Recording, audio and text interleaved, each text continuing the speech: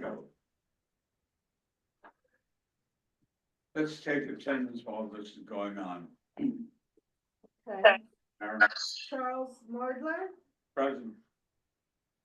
Marty Wolpa, Present. Bob Bender, Well, I guess I'm absent. you're absent but on Zoom. Lee Mhm. Chung, Present. Adriana Rivera is absent. Daniel Rowan, Present. Jessica Sosa is absent. Laura Spalter. Present. And we have quorum. I'm amazed. All right. Good evening, ladies and gentlemen. My name is Charles Murdoch. There will be one additional item probably added to the agenda, as to which I will later recuse myself from participation. The first item on the agenda, do we have any minutes to approve? Yes, you do. You have last month's minutes. All right, The April 3rd minutes. has anybody, any comments concerning same? A Mr. Goldman, copy here if anyone needs. all right, do I have a motion to approve? Motion to approve. Second, any Second. comments? Any comments, discussion, approved? The first item on the agenda then is to welcome everybody and to thank you for braving this weather to join us. The next item on the agenda is 5051 Island Avenue, a SNAD non-ULIV application. Is the applicant here? John Field is here with Mr. Weiner, who's our client. John Field, Building Studio Architects. I can share a screen and jump right into a presentation. Hold on a second. Yeah, Mr. Weiner, is this your property or is it the one next door to you? It is the one next door to me. And are you making the application? Well, John could name the exact applicant. It is me in the end. It may be under an It is. LLC, so who is the owner? So I would defer to John. Correct. We are representing the applicant, which is Northern One LLC, of which Mr. Weiner is a member. Yeah. Which relative, John, Mr. Weiner? Well, I'm sorry. What, Mr. Merdler? What's the question? Is this for a relative of yours? No, this is for ourselves. Okay, very good. All right, Mr. Field, go ahead. Farah, I'm going to try and share screen, which I can do.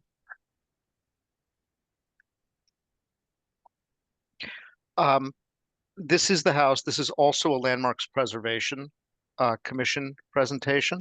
So I'm going to start with that because it looks a little bit more interesting than the natural area presentation. This is the house at 5051 Iceland. It's, bear with me, sorry. We are at the top of the historical district on Iceland where it winds down the hill. We are proposing a driveway improvement, which is a section of driveway at the front of the parcel on Iceland that will allow additional access to the property for public safety and for vehicular safety. This is the present entrance and driveway at the edge of the property. You'll see there are no sidewalks, there's stone wall. Pedestrians use Iceland to traverse down to the bus stops on the parkway.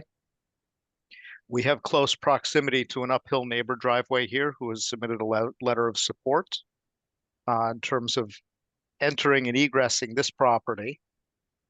Is that Fitzgerald? I didn't hear the question.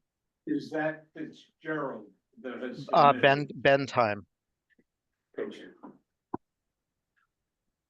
So this is the existing view from Iceland towards the house. You'll see the driveway at the rear. We're proposing an additional driveway entrance here at the front of the house. Again, here along, right at the front of the house. I missed a sheet, I'm sorry. No, it's coming up. Where we have the driveway going in, it will open up from the streetscape a little bit, improve the view of the house. The materials will be in keeping with the other half of the driveway, which is pavers and Belgian block. For natural area purposes, we will also be including drivable grass, which is a reinforced grass, but it's a permeable surface so that it doesn't change the look at the front of the house terribly, but will also not get as damaged if cars traverse it. Other examples of drive-through properties in Fieldston, 5001 Iceland, 4525 Livingston. It is a common feature in the district. 4650 Fieldston, 4680 Livingston.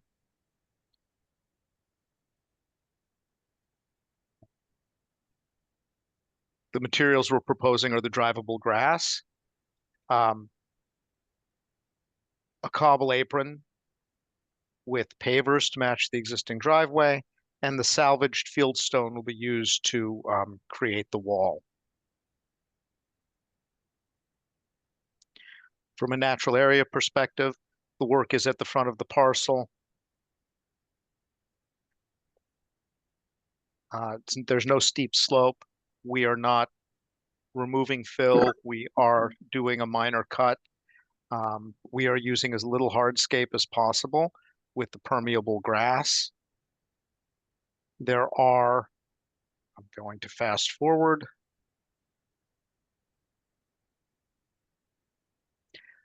Three trees which are impacted, 2 will be removed, 3 will be removed. We are planting additional trees. We're planting 8 additional trees, I think.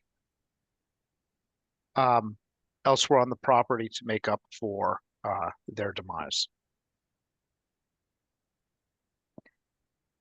Are there any questions? Yeah, give you a couple of comments for people to consider and note.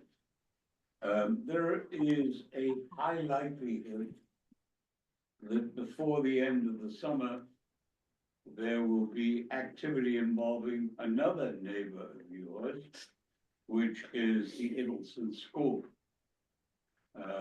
which is going to be in all likelihood the subject of several bids to acquire it. I mention it for 2 reasons. The only question I would have is one that's present today and probably will always be present. You approach going toward the Henry Hudson Parkway area, you approach a curve. And at the top, on the other side of the street of that curve, is Idelson. Is there anything in your view that would impact adversely by reason of what you're doing and the location of the expanded driveway? No, in fact, the property is one of the major reasons of concern for the Wieners because of the former traffic condition and the presumptive continued traffic condition. This is a difficult area to pull out of. It's easier to pull in and there's better visibility. It's also further away from this congestion of road, driveway, driveway, driveway. So that is one of the driving considerations. May I make a suggestion to you, and it's only a suggestion. To the left of the depiction that is now on the screen of the road, and to the right of it, if the city of New York does not do so, could you please put up a sign that will encourage people to proceed slowly at that area? I don't see why we can't suggest that to FPOA That's or, fine. ask that something be done in that consideration. That's something that they care very much about. Pedestrian safety is one of the risks on this road because it is such a thoroughfare down to the bus. Any other questions? Comments? David? Can you go to number 7, slide 7, the proposed driveway? Yeah, there. Where is the, realistically, where is the entrance to the house? There are two. The main front entrance to the house is here, Okay, and it's accessed through existing flagstone walk. right. Practically speaking, the rear entrance is used more. There's a driveway. This is also drivable grass here, so this is sort of the parking Okay. pad. Okay, so the reason why I ask is, it seems very nice, please don't misunderstand me. I see the squiggly flagstone, driveway there. Why is there no connection from walkway? Why is there no connection from the new driveway to that flagstone walk? This here we have as drivable grass. So this is a hard softscape, for lack of a better description. We chose not to put flags here in the landscape because it just interrupted the expansive green in front of the building. Aren't people gonna walk across from the paved grass to that little bit of grass to get to the flagstone walk? Our view is that this is not going to be heavily parked. This is Oh. still going to be where parking will happen. And the house will be used in the informal manner that it Yeah. always has been. All right. Your choice, Appreciate All it. right. Any other questions or comments, either from the people who are zooming in or from the members of the committee? Hearing none on the motion to approve. Do I have a second? Mr. Owen? All those in favor? Aye. It is adopted. It will go to the full board at its next meeting. Thank you very much, committee chairman. Have a Thank good you. evening. Thank you. Good night. The next item on the agenda is 5602-5604 Broadway rezoning. This is a ULURP application. And in a nutshell, it is an effort on the part of someone to construct affordable housing, something the city of New York desperately needs and is unusual in that it is, as I understand it, actually contemplated to be affordable. And would you mind telling us, please, your name and then what is your guesstimate of the rental averages there? And that's in here. Hi, good evening, Chair Mordler. This is Frank St. Jacques from Ackerman. I'm joined by several members of the applicant team. I'm happy to jump right to that aspect of the project or run through a presentation. I know the committee has seen this at least twice in the past 2 years. So there's no change to the substance of the project. It's just taken a considerable amount of time to get us here into ULURP. But why don't I share my screen and we'll start with the affordability and then we can go backwards with respect to additional project details. So bear with me while I pull that up. If I may, as you point out, this has been before the committee before. The committee unanimously encouraged it and urged it to go forward. You're on. Great. So thank you. So I pulled up on my screen the breakdown of affordability.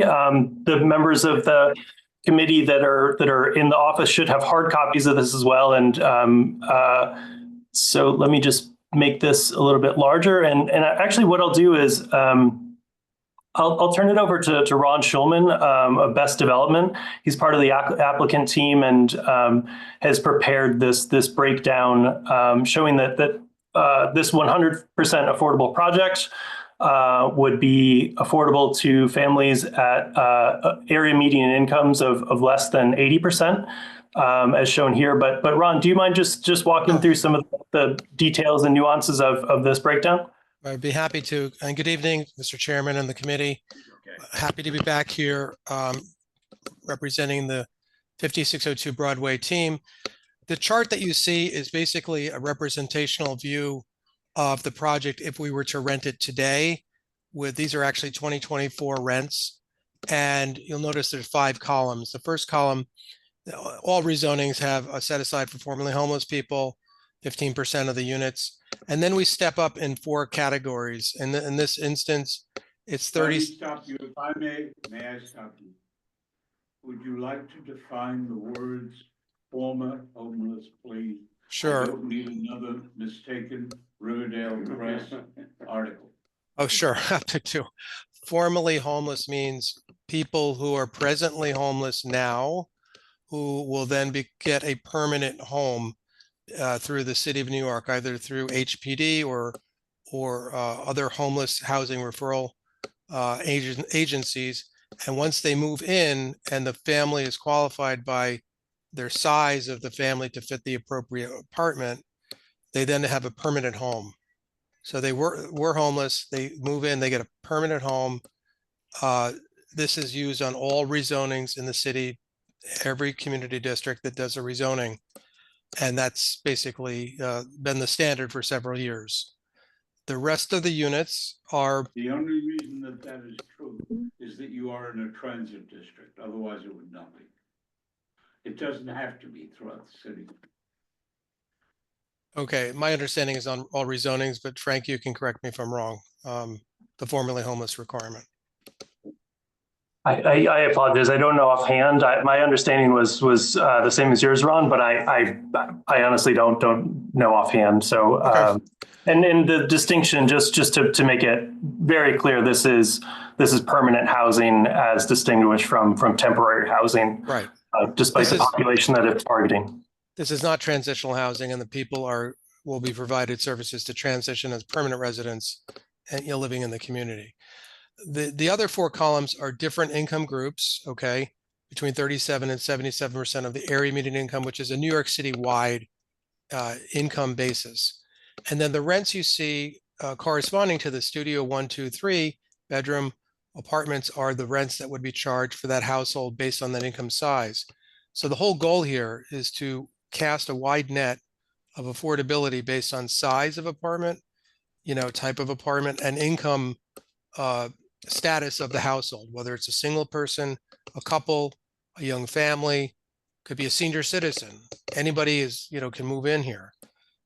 One thing that we did, Chairman, and I don't know if you remember, but we've increased the number of larger apartments, and this was also requested by your folks as well as Councilmember Dinowitz, that we have, it's 50% 2 and 3 bedroom apartments, which is far in excess of what HPD would require. But the council member, and I know your committee, wanted it larger family apartments, and that's what the architect did when they redesigned the building. We think it's a great mix for the community because when people move here, this is a wonderful area to live because you've got the train a block and a half away, you've got the bus, you've got shopping, brand new apartments. So it's kind of a destination where people will move in and stay for a long time. And of course the schools. So we're happy to present this. This is again, our representational view right now. And the incomes, as you can see, anywhere between 34,000 up to 129, which we feel is, workforce affordable housing for people, whatever their occupations are. We're working with HPD. We have to update HPD on the project, resubmit numbers, resubmit a set of plans and a new intake form for HPD, which we'll do this week. But we're happy to be in the rezoning, and after, 3 to 5 years of work, happy to be here to present in front of you folks. And Frank has a complete presentation if you'd like to see anything else on the building, the rendering, or the, of course, the location. Good. Anything else? Let me ask you a question. Is this privately or publicly financed? This would be proposed to be publicly financed with a combination of New York City HPD and New York City HDC bonds. So typically, this would be a New York City Housing Development Corporation bond issue with subsidy, low interest loans from HDC and HPD, and also tax credit equity, which is raised in the market. Now, tax credits, many of you know, are the most effective means of financing affordable housing in America, and have financed over 3 million, maybe it's 3.5 million housing units in America by the sale of low-income housing tax credits, which dates back to 1986 Tax Reform Act. So this is a project that would have a mix of, first debt, soft mortgages behind it, and about 40% of the proceeds to build this building at the end come in the form of equity from a corporation. It could be Chase, Bank of America, Citibank, or any number of large, Wells Fargo, invest in tax credits to finance affordable housing in America. So that's the way this would work. I ask the question because I must recuse in light of the response. I am a member of the New York City Housing and Development Corporation Board, and as such, I would strongly encourage this project and any more that we can get. Mr. Wolpoff, another one you take over. Okay, At this thank you, point, Mr. No, You're it? I'm sorry, Nobody Mr. else? Chairman, if you want us to go back to the presentation, we're happy to do that too. It's up to your committee. I'd like to see a review. Okay, Frank, do you want to bring that screen back up? Yeah, bear with us. And Frank will, who is our land use attorney at Ackerman, will bring back the share and he'll walk us through the slide presentation.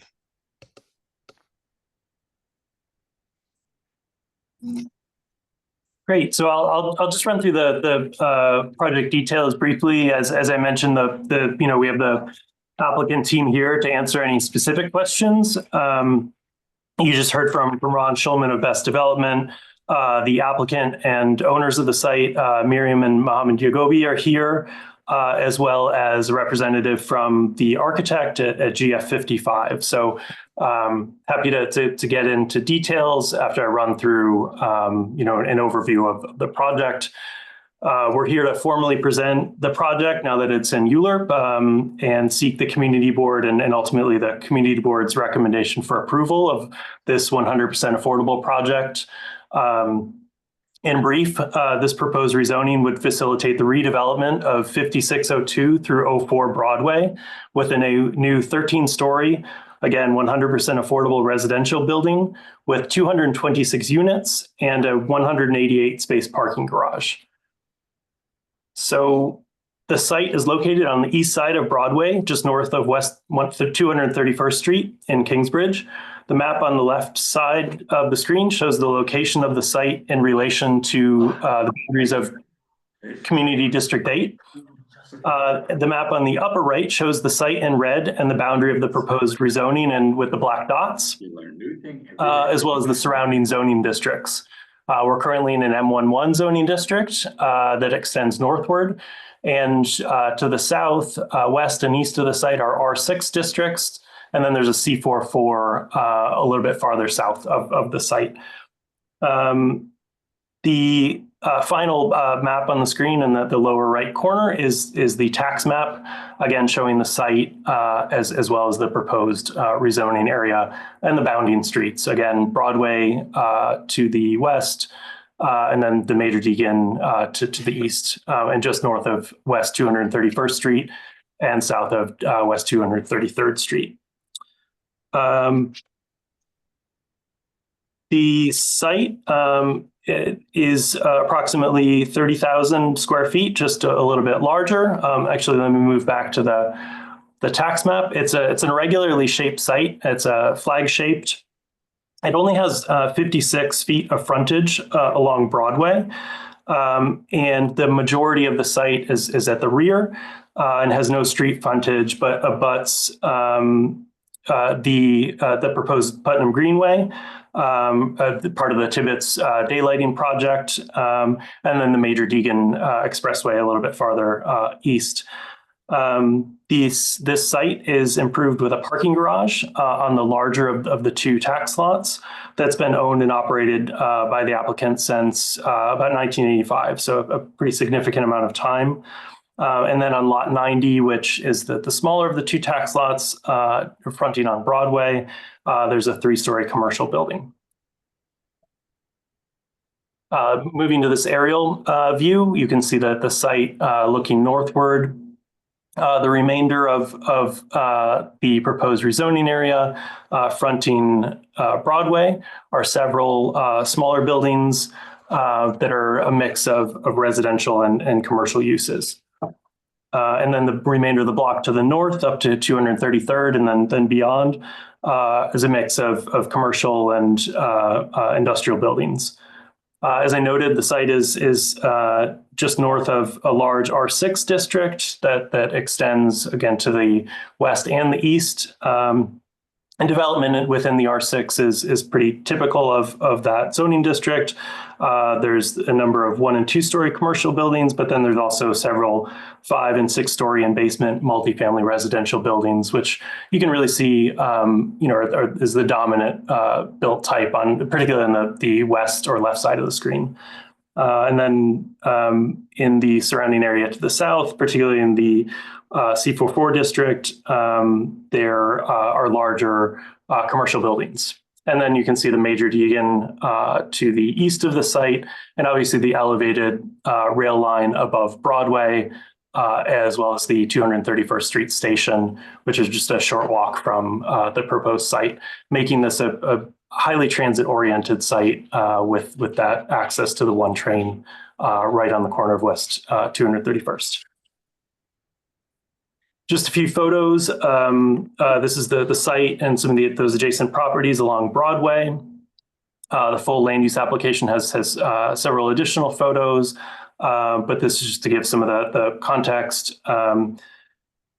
Seeing the site essentially from below the elevated subway infrastructure along Broadway. And here you get a sense of the width of Broadway and that mix of uses that line Broadway to the north and south of the site and on both sides of the street.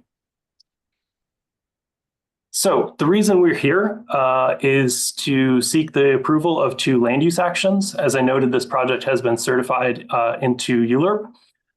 So we're here at the first stop in the formal public review process, seeking 2 land use actions. The first is the zoning map amendment to change the existing M11 zoning district to an R73 residential district with a C23 commercial overlay. R73 allows a floor area ratio or FAR of 6 or 6.0.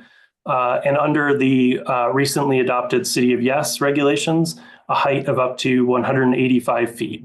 That maximum height was increased during the pendency during the time that this project was in pre-certification review. I'll note that the project, and we'll show you the proposed building in a moment, is still working with the 135-foot maximum that represented the previous maximum height. The building we're proposing at 13 stories is really the most efficient and maximizes the amount of affordable housing while balancing, the cost. It's simply not efficient to go higher. And then the second action is a zoning map amendment to establish a mandatory inclusionary housing or MIH area to ensure that a minimum of 20% of the residential floor area of the project is set aside as permanently affordable.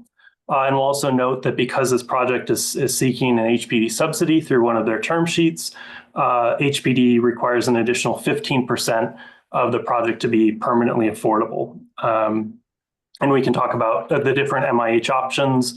I think we've projected using MIH option 1, which would require that 25% of the residential floor area be set aside as permanently affordable at a weighted average of 60% of the AMI, with 10% set aside at 40% AMI. These two zoning maps here represent the existing zoning on the left-hand side of the screen and the proposed zoning on the right-hand side of the screen. So you can see the M11 on the left is the current zoning, and then we'd just be taking the southern, essentially half of the block, excuse me, not the half of the block, the central portion of the block where it hits the current zoning district boundary for the R6 that covers the bottom portion of the block. We'd be replacing that with the R73 with the C23 commercial overlay. Okay, so moving on to the project that this rezoning would facilitate. The details are all shown here, and then we'll show you in plan and then some renderings. The proposed 100% affordable residential building would be 13 stories. It's 135 feet high. At 6.0 FAR, that's just shy of 185,000 square feet. And we'll show you this again in plan. There's about 8,200 square feet of amenity and recreational space, both interior and outside. We talked about the affordability, but I'll just note again, 100% affordable, but we've also got that MIH set aside requiring additional permanent affordability. Ron noted the unit distribution. We're roughly 50% studios and ones and 50% twos and threes. Rick, let me just add something if I may. I forgot to mention the 2 bedrooms, many of them have 2 bathrooms, and the 3 bedrooms all have 2 bathrooms. So the larger apartments are for family living. Yeah, go ahead, Frank. And the community board, I know I sent over the illustrative plans, which break out in that you should have site plan, excuse me, floor plans for each of the floors of the building showing those unit sizes and the layouts with bathrooms, et cetera. There's one superintendent's unit, and then because the site has been used as a parking garage, which we believe is a neighborhood resource. There will be, which is this atypical for an affordable housing project, but we recognize the need in this area. There will be a 188 space parking garage attended, accessible through the same curb cut that's there today on Broadway. We'll also have bicycle parking and EV charging stations. And as we noted, and you can see from the location of the site, it's incredibly transit oriented. You not only have the access to the one subway, but several bus lines and the Metro North station. Okay, so I'll start with the site plan. The architects worked, with this very constrained site to develop a building that would be efficient, but also very livable and have a real mix of unit sizes and types. I'll note just so you're oriented correctly, North is on the left-hand side of the screen, Broadway is on the bottom of the screen, and the Major Deacon's on the top of the screen. So we're seeing this sort of flipped. But the design goals here were to accommodate the affordable housing program and then also to maintain parking at the site. Again, wanting to keep that neighborhood parking resource. And the R73 bulk envelope allows for a design to achieve the number of units for a feasible affordable housing development. And there are, and you'll see this in the renderings, but at the rear portion of the site, there's essentially required yards on either side of that element of the building.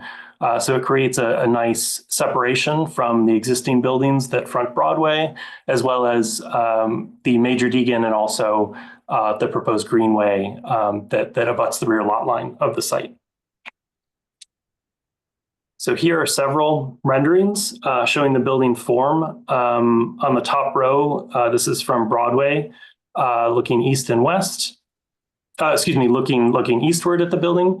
And then on the bottom row is looking west from the rear of the site, the Major Deegan side. I'll note that the architects have incorporated different colors of brick into the facade design, along with glazing and articulation to create a visually interesting building and to break up the massing. And then I'll move to, I just have this and I believe 2 more slides showing the building rendered within the existing context. So you can see the subway station, the elevated rail, and then how the building is set back towards the rear of the site.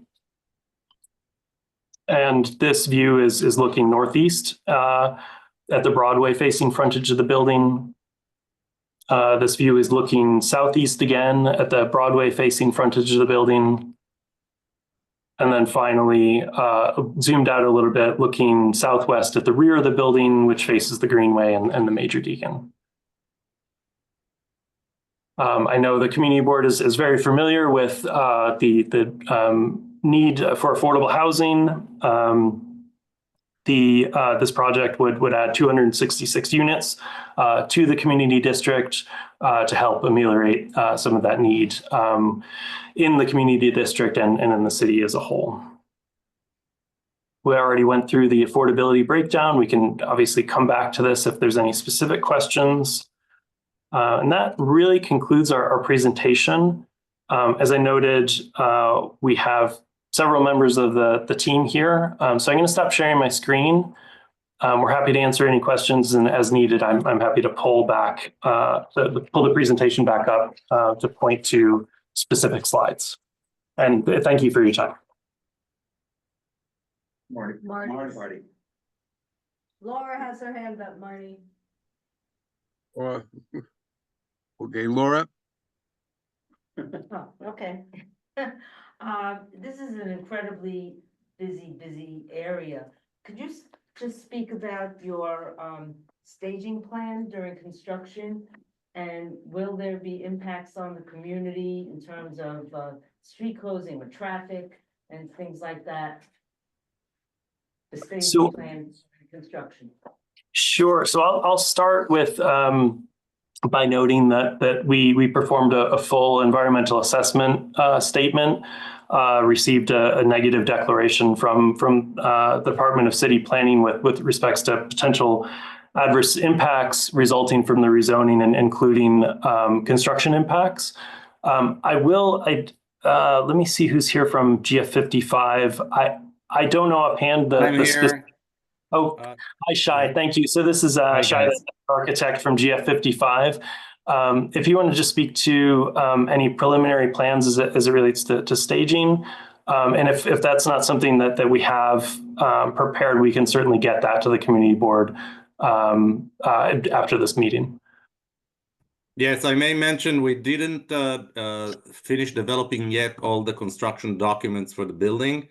Therefore, staging plans are not yet issued at this point, but we will follow all DOB and DOT, restrictions and requirements as they require, And also we have to coordinate with the MTA as it relates to the elevated train across the street. And I'm sorry, I cut you off.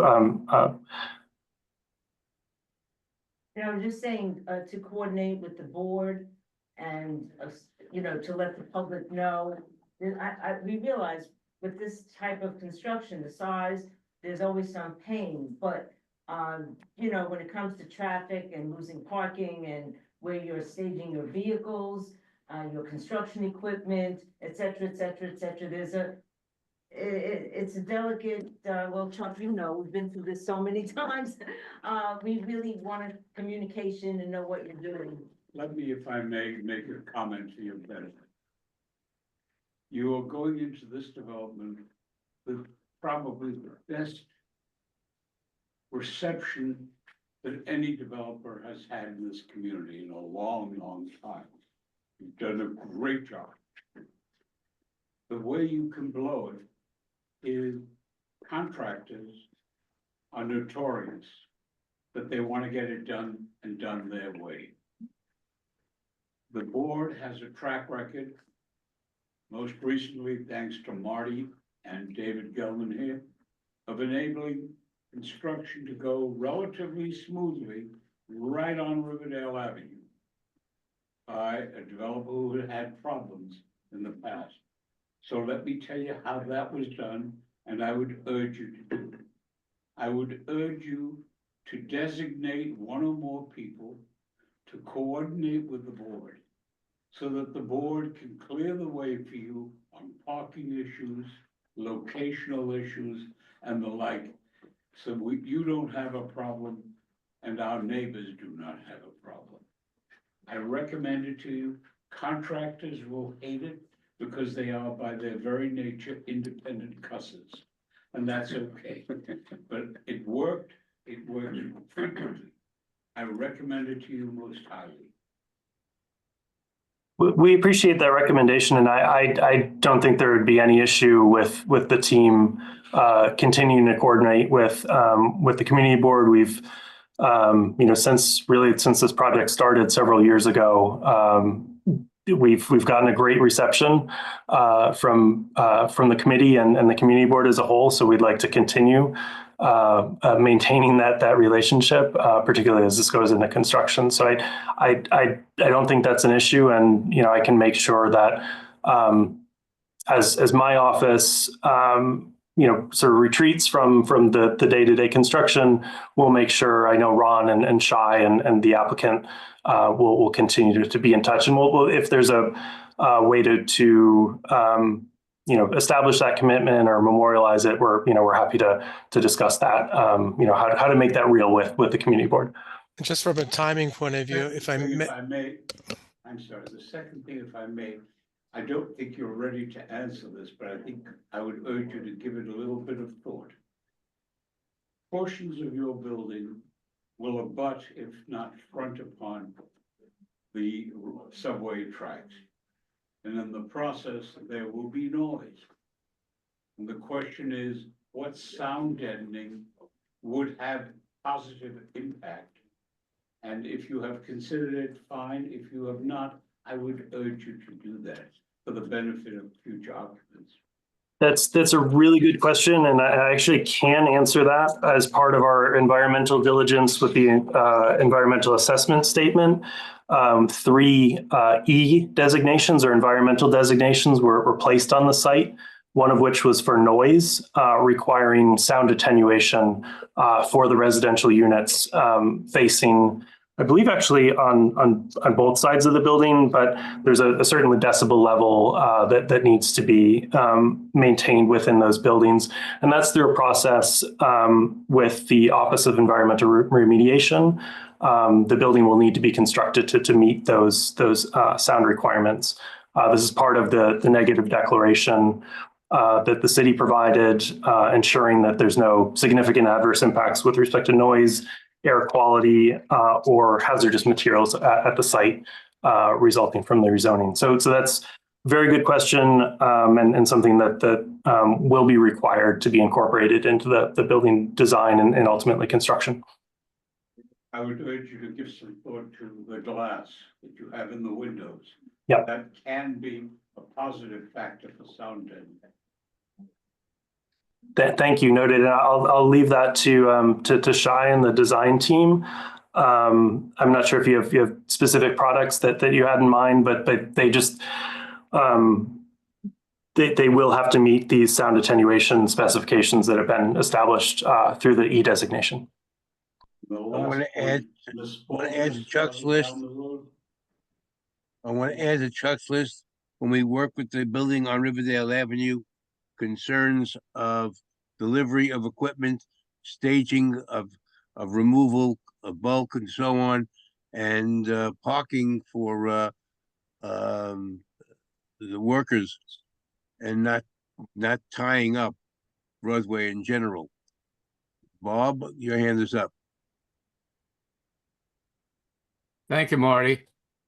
Having grown up in a rent-controlled apartment that was a half block from the 3rd Avenue L, I can tell you, you would be astonished at how quickly the noise of the elevated train just becomes part of the background that you barely notice after a period of time.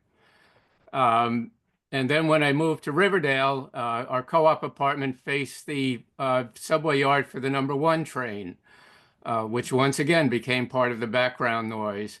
I mean, having said that, of course, anything you can do to mitigate the noise factor, particularly for those apartments that face Broadway, would of course be would be an amenity for the people who live in those apartments.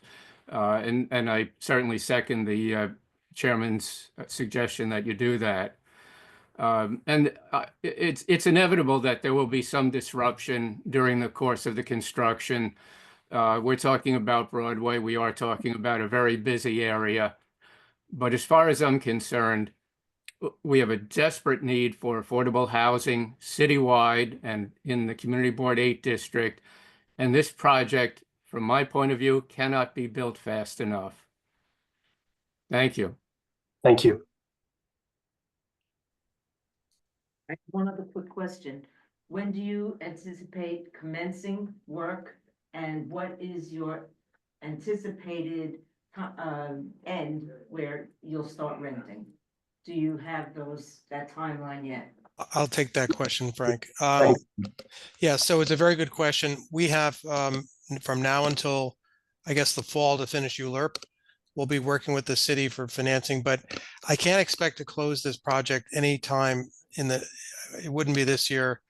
We'd be lucky if we can close it by the end of next year. We're really, I mean, we'll push hard, but the city has a long backlog of projects waiting, unfortunately, unless there's, some miracle financing cure. But to answer your question, ASAP in the next couple of years. The construction duration is estimated around 26 or 28 months, depending on the contractor that's finally selected. And then the rent up of a building like this is generally 6 to 8 months. And then we convert the construction loan to a permanent loan. Thank you. But we will And be in thank you for your contact. We will be in openness to contact with the support. community board after the land use action is long done. We will stay in contact with the community board. We want you to be informed. We want you to be, our community partner, and we obviously take your suggestions well because you guys live there, and any help you can provide, we appreciate. Thank you. We commend you and thank you. Are there any other questions? This is from other developments in the area. Marty? Are there any other questions from committee members? David Gilman. David, do I see? David, is that David? Yes. Yes, Marty. Okay, David. Thank you. Just for your information, the Greenway is not yet part of Parks, I don't think, so it's not the Van Cortlandt Greenway, but rather referred to as Putnam South. I think there are other negotiations that will have to go on before Parks can take it over, and I don't know if they want to associate with Van Cortlandt, but it's referred to as Putnam South because it's part of the Putnam Trail that goes 55 miles into Westchester and Putnam County, just for your information. And I assume that unlike the windows that Chuck and Bob suffered through years ago, which were single glaze, I assume you'll be using triple glaze windows, which should help attenuate the sound. I don't recall the original plan that you showed us prior. Was that also 13 stories? Yes. I think the only difference that's changed in the few times since we've been here is the unit mix. We made some internal changes, but always maintain the building form and height. Okay. All right, thank you. And just how many, you're gonna have 188 parking spaces. How many parking spaces does the property have now? I could ask. 185. Oh, so it's almost identical. Okay, thank you. Thank you. Are there any other questions? Marty, vote. The public has to have the opportunity. Are the hands up? I don't know, but we have to ask. Members want to put Lee, is your hand up? Yes, it is. I have a rent question. I think in the beginning you said that the rents are the AMI rents were based on 2024? And Correct. if, Yes. right? So let me ask you, by the time this project is completed, what are the rents going to be? That's a very good question. We don't have the 2025 rents yet. Normally speaking, when we close a project, the rents are set at the time of the closings. Let's say we close in 2026, we would be using 2026 rents. Okay. However, when we rent up, we can apply to the city to say, okay, guys, we're renting up in 2028. Can we use the 2028 rents because the expenses always go up? So you have to keep, in line with the expenses. Honestly, the rents go up a little bit. Sometimes they don't go up that much, but we've seen them go up, considerable amount in the last 3-4 years. They generally go up and they stay in line with, inflation, if you will. And that's what we see in these rent increases. This is based on 30% of the tenant's income. That's correct. The tenant. And you also mentioned, I think the MIH apartments are going to be permanently affordable. Correct. What are the rents going to be for the not permanently affordable? Okay, so 25% of the units, as Frank said, was 60% are below, 10% are at 40. The rent chart that we brought up, all these rents will be in a regulatory agreement. So when we close with the city, we have a regulatory agreement, which basically has a chart that says the rents of 5602, 5604 Broadway will be X, Y, and Z, and it will be laid out in a chart similar to what we presented to you tonight. Then they're allowed to be increased, almost like a rent stabilization increase year over year over year. And Ron, what is the term of the initial regulatory agreement, and how often do those get, what is the expectation for those non-permanently income restricted units to fall out of affordability? It's an excellent question. So in this instance, we would probably seek a 420C tax exemption, 420-C tax exemption, which can have a duration as long as 60 years, 60. So the regulatory agreement would be coterminous with the tax exemption. I would put my money on it. This will be a 60-year regulatory agreement. So when I'm 122, this regulatory agreement will still be in effect. Thank you. Right. So while there is, it's there's a differentiation between the permanently affordable units. The regulatory agreements are so long that they're effectively and often get renewed. But the point you're asking is very good. There's a very low risk of rents going to market here because there's a very long regulatory agreement. So this will be affordable for decades. Are there any questions from the public? Yeah, Lori Srebnick, I see. Lori? So I just want to make sure I'm understanding this correctly. So the current parking garage that's there has 185 spaces. Is that correct? That's correct. So for a 13-story unit that has 266 units in a neighborhood that has very little parking, you're putting in 3 additional parking spaces. Is that correct? The existing building is a public parking garage. Mm-hmm. The new affordable housing building has no parking requirement. It is it's within what's called now called the outer transit zone because it's immediately adjacent to the subway station. So parking is not required here. Right, I understand that. I also know that this is an area where lots of people have cars, and so you're adding 266 units, and I'm sure there's going to be a certain percentage of those people who have cars, but not everybody goes into the city. Correct. Yeah. So what we're trying to do here is balance the ability to create these new affordable housing units in this building, as well as maintain the parking resource. It's certainly not as much parking as maybe the community would desire. I think in every community, where parking is Yeah, car- you're adding 3 spaces to a 266-story unit building. I think that's outrageous. 226, 226. I think to add an additional 3 parking spaces to a building that has 200 and whatever is absolutely outrageous in this neighborhood. Thank you. I appreciate it. What the project is trying to do is prioritize affordable housing over parking. So we're providing some parking as an amenity, but really the goal here is to build new affordable housing. So point taken, but really the project is about housing. And if I understand correctly, you're less than 100 feet from the subway, isn't that correct? That's correct. It's sort of immediately adjacent to the entryway for the subway. So it's again a transit-oriented development. We believe the site's underutilized today. Recognize that parking is a need in the community, so trying to replace that, but also create the affordable housing. Does anyone else have a question? I had a very quick question. So the Major Deegan does flood on a regular basis at this point.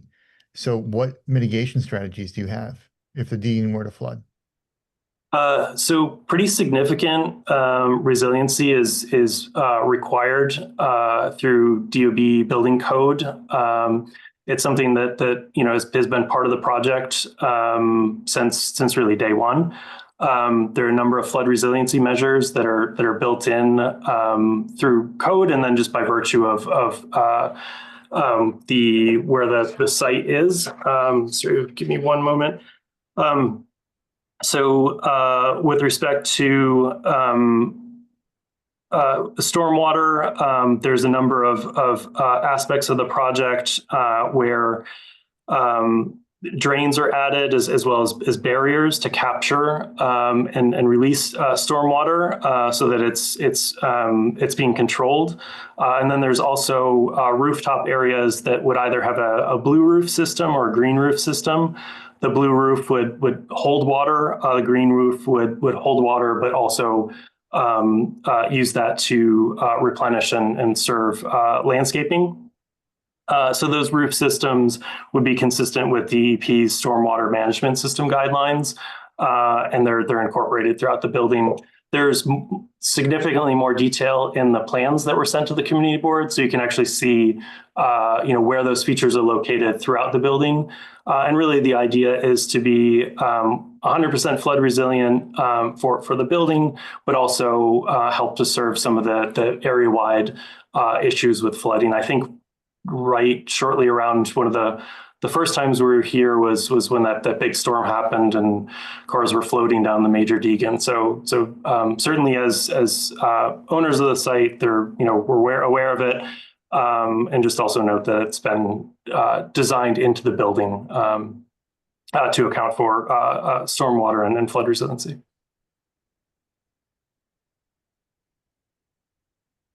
Any other questions?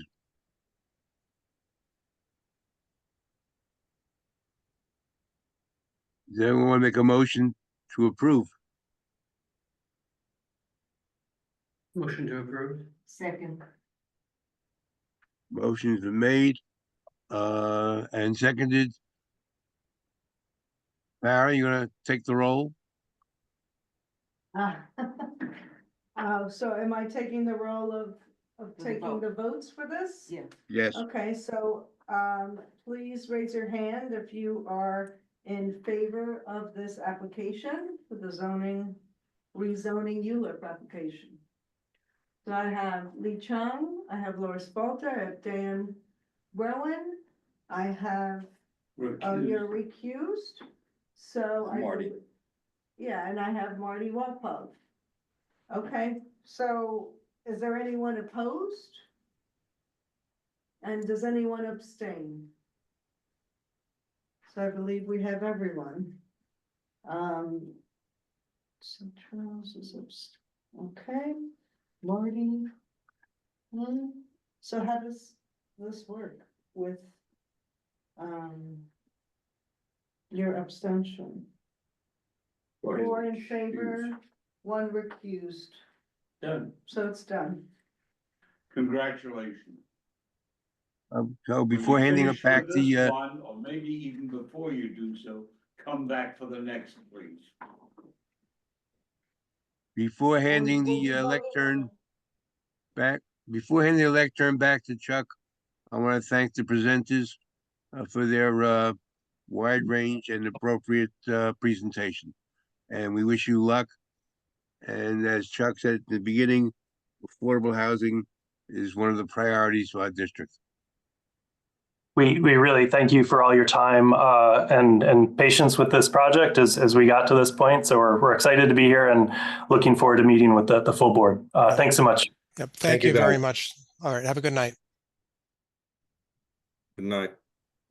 Right, Good Chuck, night. you have the chair. Yeah, I'm about to relinquish it again. The next item on the agenda is an LPC application at 4695 Independence Avenue, LPC-25-09048. Mr. Dolphin, is that why you are here? Correct, Mr. Murray. All right, you're on. My name is Hal Dorfman. I'm a local architect. I'm here to present a small addition to a home for Blanche Baker McGill and Mark McGill, a couple who wishes to create a first floor sleeping chamber for their home so they can age in place. They are the present owners of what is known as the Dodgewood Gatehouse. It is a clapboard and gingerbread home. I believe you have some photographs in the packet, and there is an online presentation. This presentation has been vetted by the landmark staff. We've worked diligently with them for a number of months on the massing, the details, the materials. What you're looking at now is the existing. Hold on, I just want to share this screen before we. Yeah. Okay. What you're looking at here is the present condition of the north facade of the house.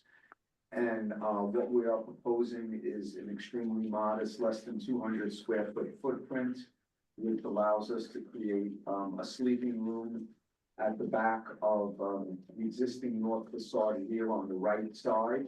And we just, instead of it, the seating, it comes out at us. If you go through, you can see here in the site plan, this is the small addition in the back of the house.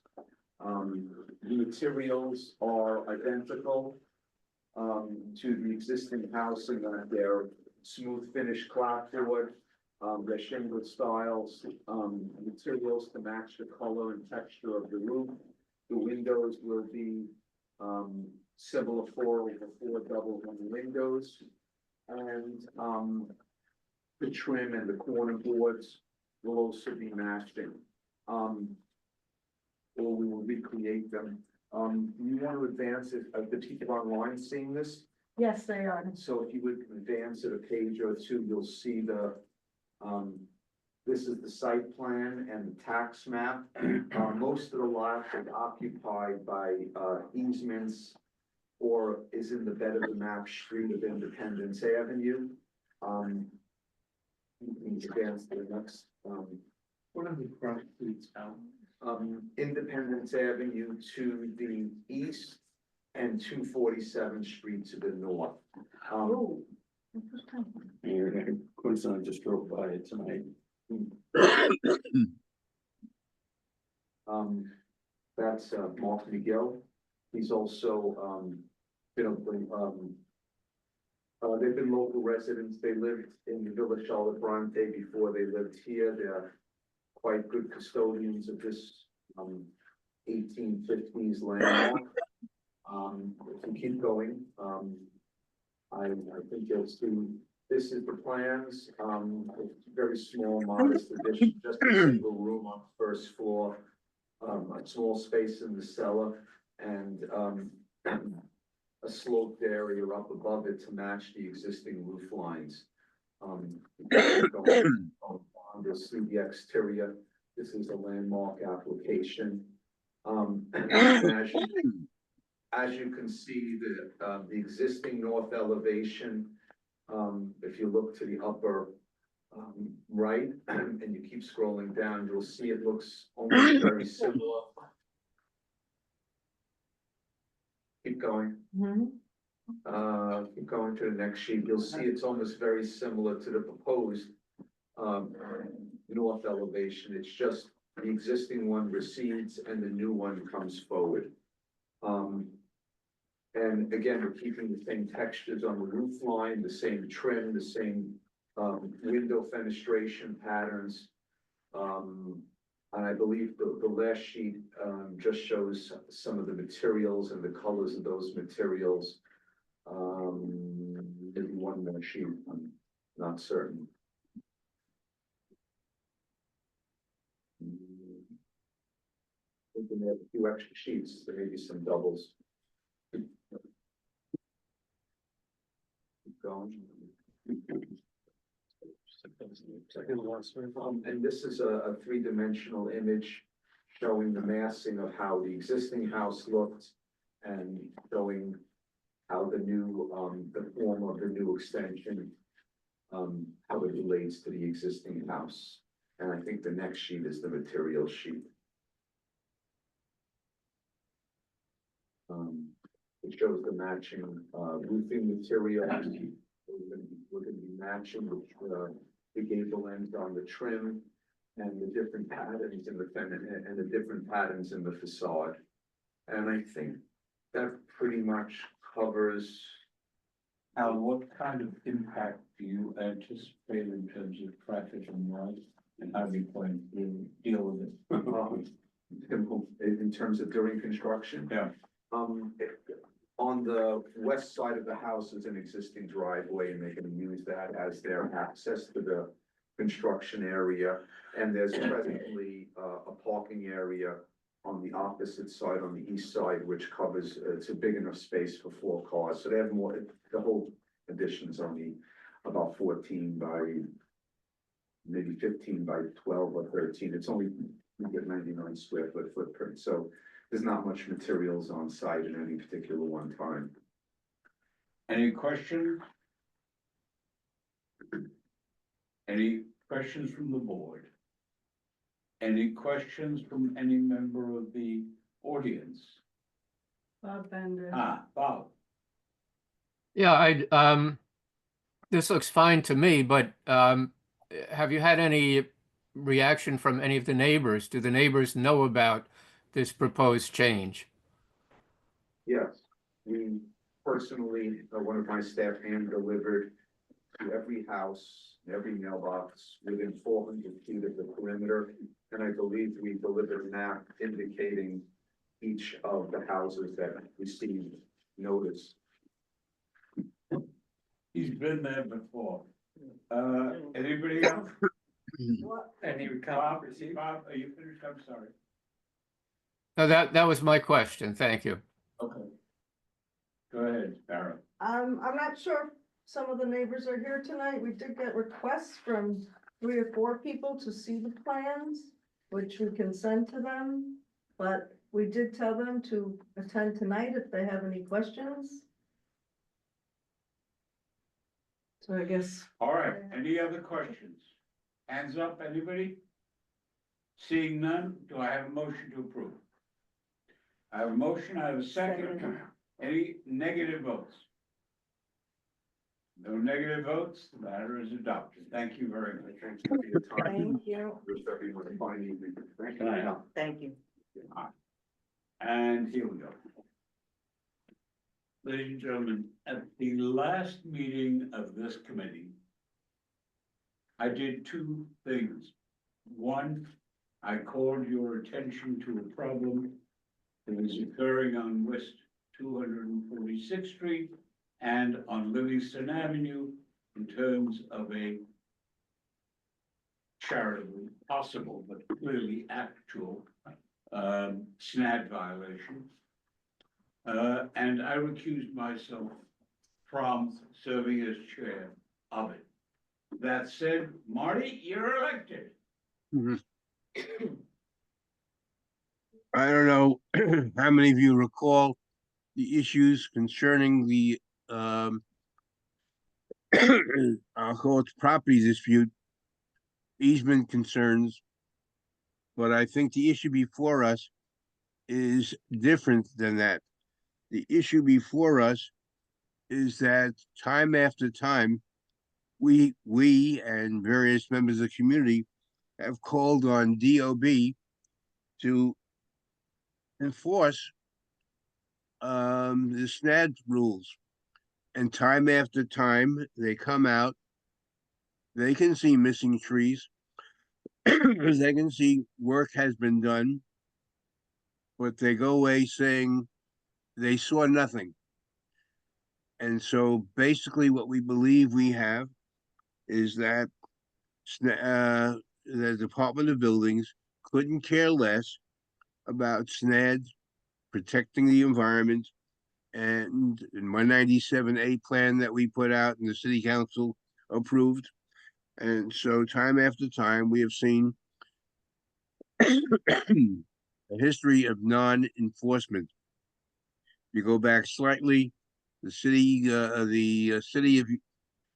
of Yes plan for housing wanted to totally eliminate SNAD, totally eliminate the whole concept of protecting the environment. And if it weren't for the city council that put that back into place, we wouldn't even have SNAD. And so the question before us is whether or not we want to raise the heat to a degree that since Department of Buildings will not enforce what is obviously, and the law requires that they are the enforcement agents, that we want to raise the heat and call upon either the courts or higher levels in the city government and say enough is enough. DOB is not doing its job. That's the issue before us. And I'm hoping that we will pass a resolution that moves that concept further. Now, Chuck has a conflict of interest. Excuse me. But under the 3D plan of the city charter, he can disclose, which he has done. He can discuss, but he can't vote. So I'll ask Chuck to fill in whatever I have not hit upon. I'll tell you the following. In the decades that I have been chair of this committee, and I have watched SNAD, this is the most blatant violation I've ever seen. And passing around to those here, color photographs of trees being removed, the topography and even steep slope being changed, shrubbery being uplifted, and a huge concrete pad being installed without even so much as an application to DOB. A building inspector did apparently go to the scene, and apparently was short-sighted and didn't see the trees coming down, but there are photographs of they're actually doing it, and there are videos of it in the act. So there is not much question on the facts. The question is the application, and the question for you is to decide whether or not you're gonna have SNAD and protect the environment and protect what's good and important to this community, or the hell with it. This is as bad as it will ever get, in my opinion.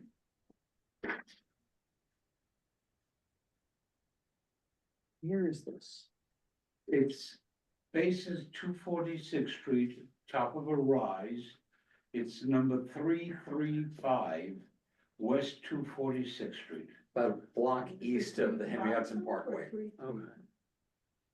And then north side of the street, yeah. Right. It's west of the The Henry reason I'm Hudson. confused is my daughter is one of the neighbors. Ah,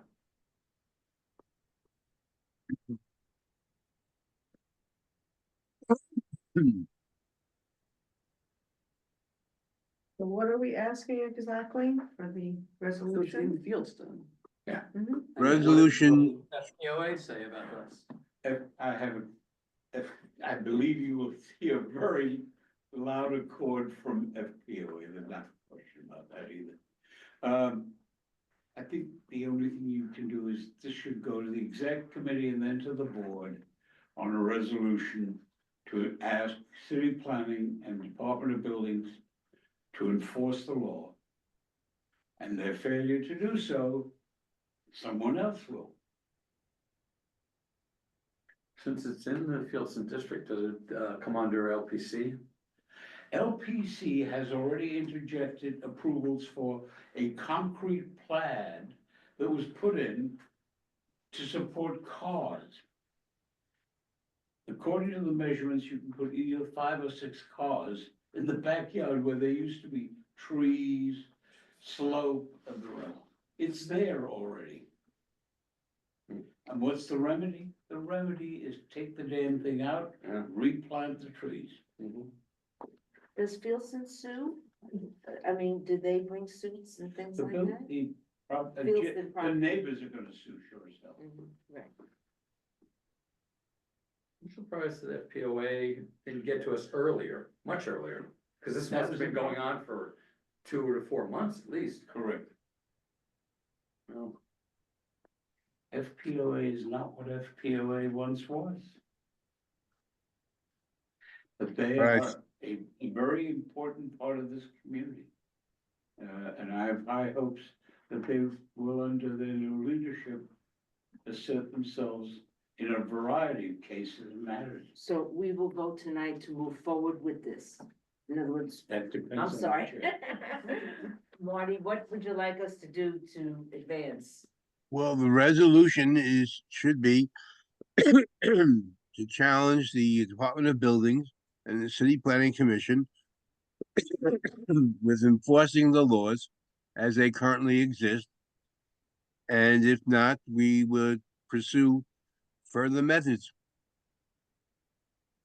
Namely, Well, it could be the courts that have to straighten it out. The law is on our side. I don't think we need to get into the specifics of 246th Street. We need to get into the fact that Chervier is an example of where where Department of Buildings came and trees disappeared and they never saw anything. And we have more and more examples of that. They don't see the tree being cut down. The tree was never there, regardless of the pictures.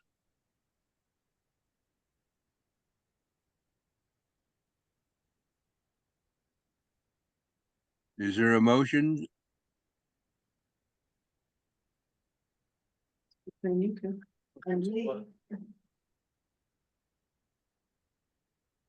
A motion for the resolution? Is that what? Bob is Motion voting? for a resolution. Marty, I have a question. What has the Fieldstone Property Owners Association say?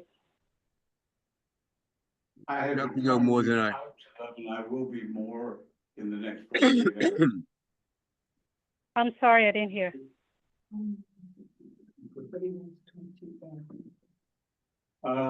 I will be talking to FPOA. Believe me, this Well, thing's since you climbed recuse all over yourself, my why back.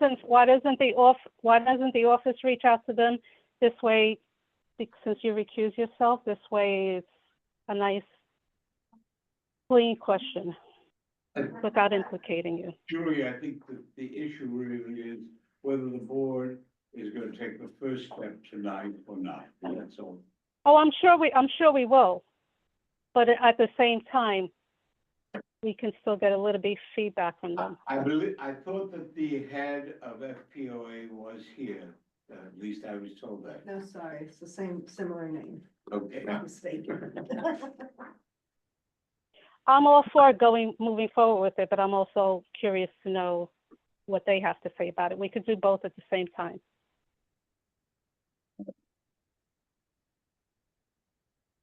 Bob has his hand raised, Marty. Sorry, I couldn't hear.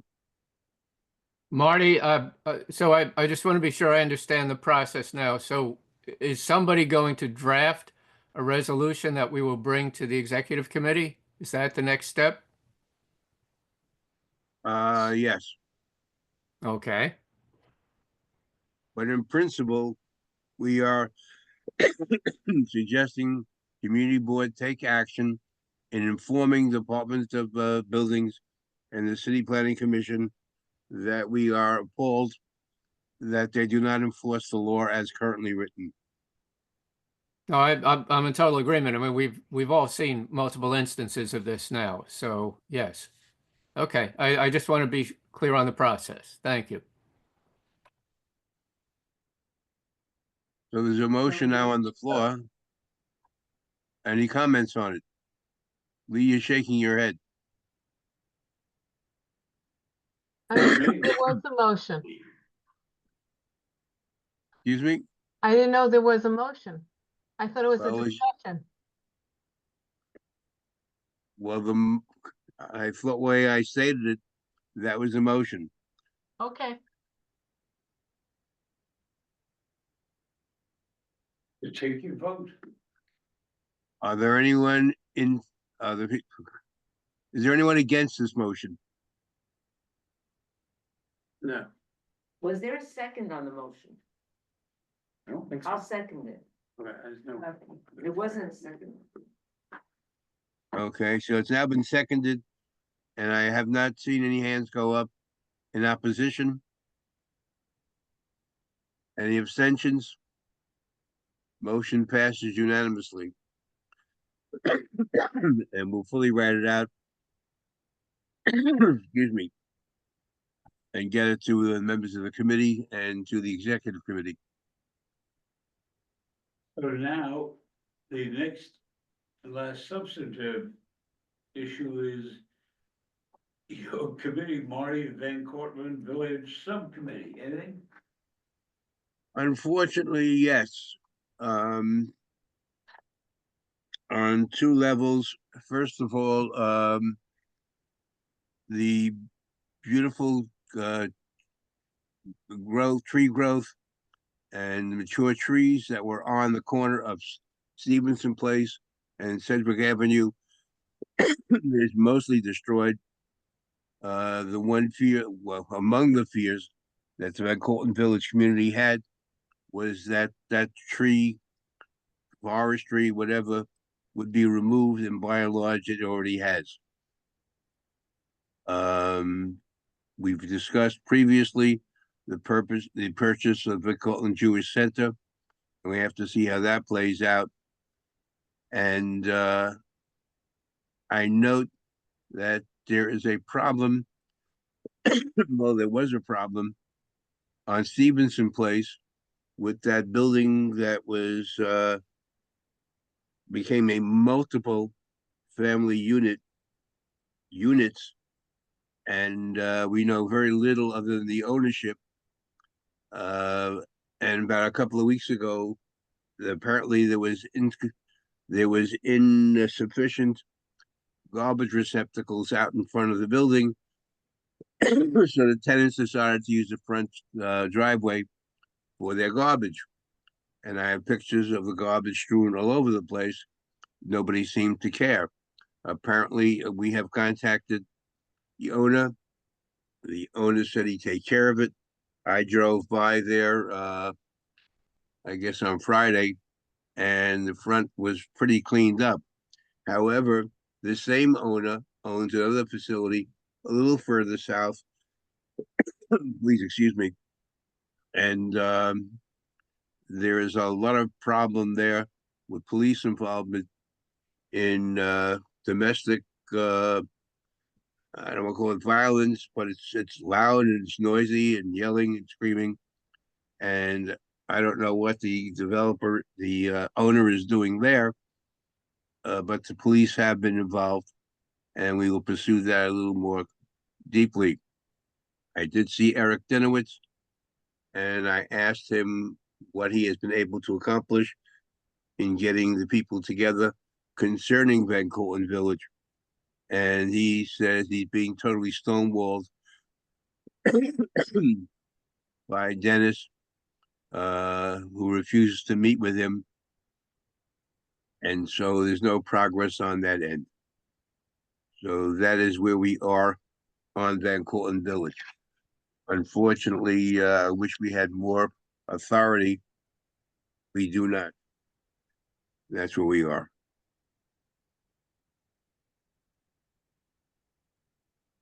Chuck? Ladies and gentlemen, you've seen now a couple of examples, pretty much back to back.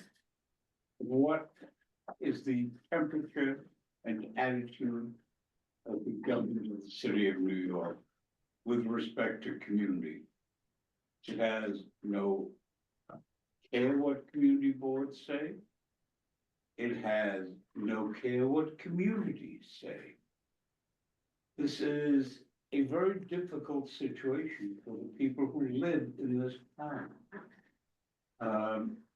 And what we can do is to provide an example of how a community tries to deal with desperados, and that's too bad. It's just not the way a city ought to run, and the way that people who call themselves developers ought to be allowed to conduct themselves. We're lucky we have the Genovese, otherwise we would be totally bereft of anyone who gives a tinker's hand.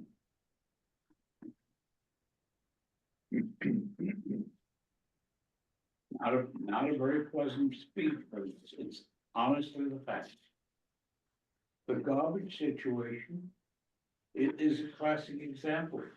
If you go to Manhattan, you can tell when a building is in the early stages of demise.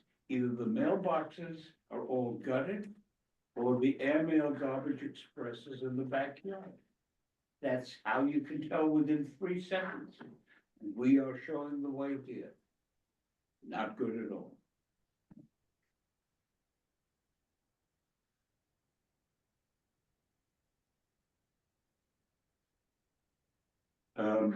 Bob, is that you? I think actually Abba. Oh, Abba, I'm sorry. Still here, up in Boston, but still here. So two quick questions. One is, what does the committee suggest that residents of Van Cortlandt do when faced with these situations? I would tell you what I would do. Okay, I would go, you have 4 public officials who serve you. 4 elected public officials. You have the councilman who is supportive. You have an assemblyman who is supportive. You have a senator, I don't know what the hell he is. And I don't know who the congressman is, but if it's Richie Torres, you have to call it to his attention, and he will be supportive. I think you have to remember one thing. This is a mayoralty year.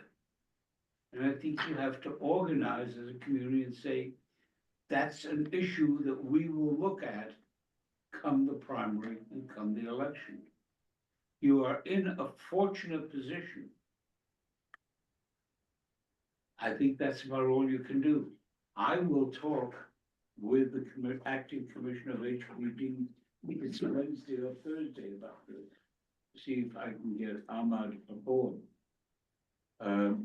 Those are the kind of people we need to have.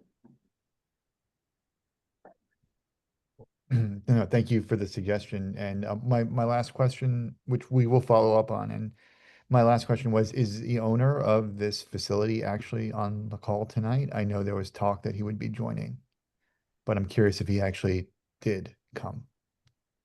He was invited. Go ahead, Sarah. I'm sorry, Marty, I'm not seeing him. He was invited. We did send the questions you all had in the meantime, hoping he can answer.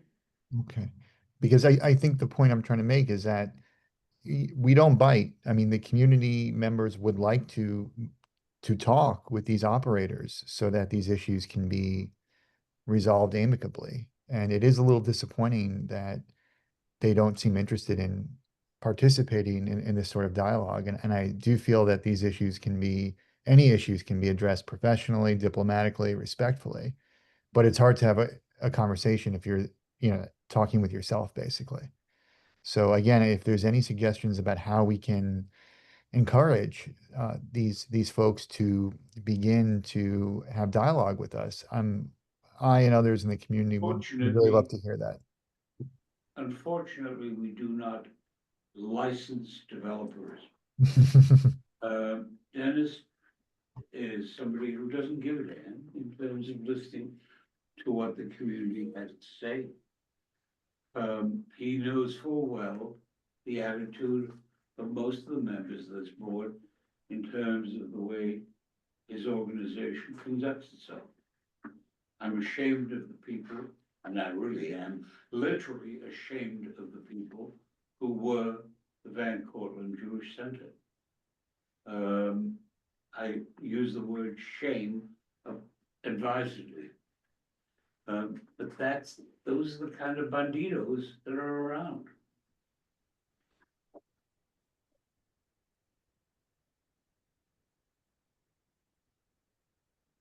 Luckily, the Dinowitzes have somebody who is watching this right now, Randy Martel, so that will get back to them. They'll hear it.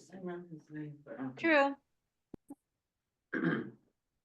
Yeah, on the other hand, Carl Ford. Mr. Ford. Yeah, hi, and I'm just gonna reiterate what Abba said, and I've witnessed it. I have a front row seat to this 69 Stevenson Place. And the garbage and the shopping carts being dumped into the area. The other thing is, I want Dinowitz's office to realize that the people that they're bringing into these housing situations, and I don't know how to define them, don't seem to be appropriate or adjustable to this neighborhood. There's no services for them. There's no recreational facilities for them. And I noticed that is not helpful. I mean, cause. And then I noticed the one that you mentioned further south, I believe it's the one that's at the top of those 238th Street steps. We have an individual that hangs out there day and night, just, slobbering over and smoking whatever he's smoking over there.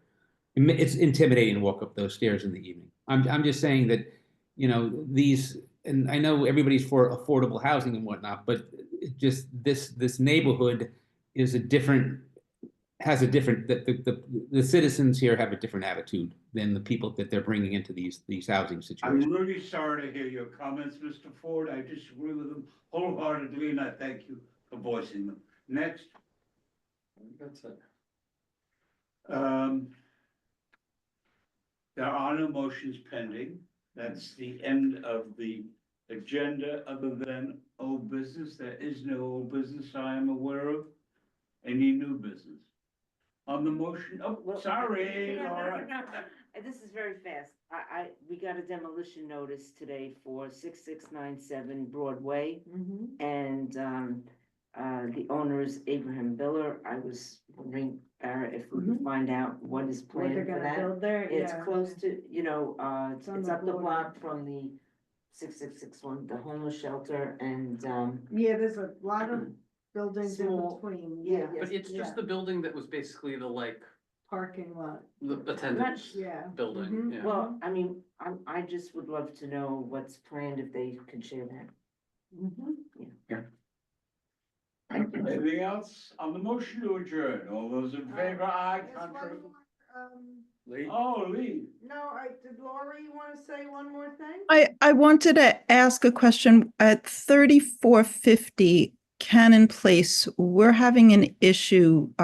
It's an SRO, and there are 3 tenants there who on a regular basis scream and yell. One climbed over the fence and rolled down the Cannon Heights Hill. I've seen them threaten each other with knives. They're screaming every weekend.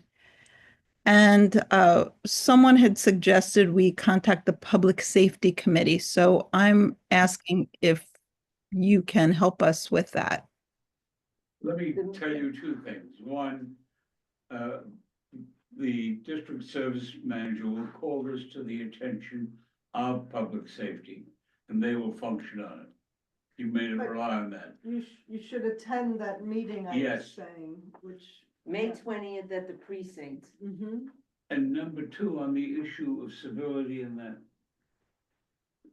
We are represented by 3 members of the council. The member who stood up the best on this issue in the entire city is Eric Dinowitz. I have a personal stake in that issue. As the commissioner of buildings, I closed and locked out and condemned over 100 SRO buildings. If I were there today, I would close every last one of them. They have been, according to the late Frank Hogan, best district attorney this city has ever had. They are the source of blight, fire, and death. They are a profit-making venture that makes its profit off the grief of other people, and I resent it. He resented it, and so did the public officials of the time, which is why we closed them. It is unfortunate that some public officials who favor them because they think the profit's a good idea. I thought decent human attention is a better idea. Yeah. Thank There- you. On there's- the motion to adjourn. Wait, can I just ask one last thing? I'm all for affordable housing. I think it's great, and I don't want to take down any trees to add parking. I just want to ask that when you guys consider affordable housing, there are ways that they can build in parking and that they do this, whether it's for You're you know, not wrong. You are not in, but wrong. you know, You are not wrong. You are not wrong. They can. And that has to be factored in. There are people who believe, and indeed, I believe we even had legislative amendments to support it. That said we should sacrifice parking in many areas in order to advance cost improvement. There's a balance. And I think everybody in this board agrees that there has to be a balance. You're not wrong. And now on the motion to adjourn, Second. done. Thank you so very much.